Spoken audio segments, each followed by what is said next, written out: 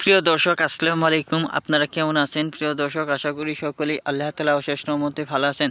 প্রিয় দর্শক, আজকে আমি এমন একটি গুরুত্বপূর্ণ সবজি নিয়ে আলোচনা করব। তো এই গুরুত্বপূর্ণ সবজিটি যদি আপনারা সেবন করতে পারেন তাহলে কিন্তু অবশ্যই আপনাদের অনেক উপকার হবে।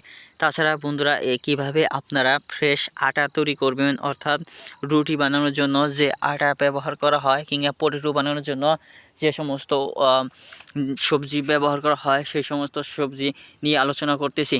তো প্রিয় দর্শক, আপনারা স্ক্রিনের মধ্যে যে সবজি গাছটি দেখতে পাচ্ছেন, এই সবজি গাছটির নাম হচ্ছে আলু, গুল আলু বলা হয়। তো দেশীয় জাতের একটি গুল আলু।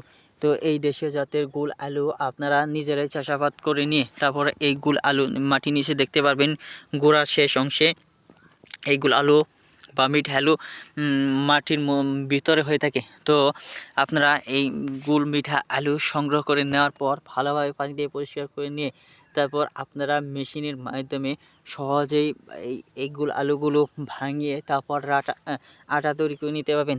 এবং কি আটা তৈরি থেকে ফ্রেশ আটা বেরিয়ে আসবে, এবং কি সেই ফ্রেশ আটা দিয়ে যদি রুটি বানিয়ে খেতে পারেন, চাপড়া বানিয়ে খেতে পারেন, তাহলে বন্ধুরা অবশ্যই আপনারা অনেক উপকার পাবেন, মুখে অনেক স্বাদ বৃদ্ধি পাবে।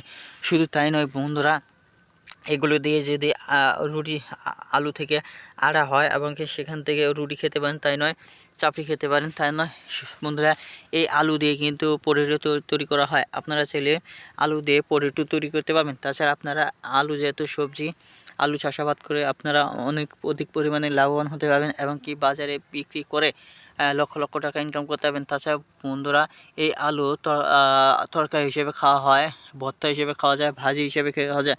ভাজি হিসেবে খেলে বন্ধুরা অনেক সুস্বাদু ও পুষ্টিকর। তো ভিডিওটি ভালো লেগে থাকলে অবশ্যই আমাদের চ্যানেলটিকে সাবস্ক্রাইব করে নেবেন। ধন্যবাদ আপনাদেরকে।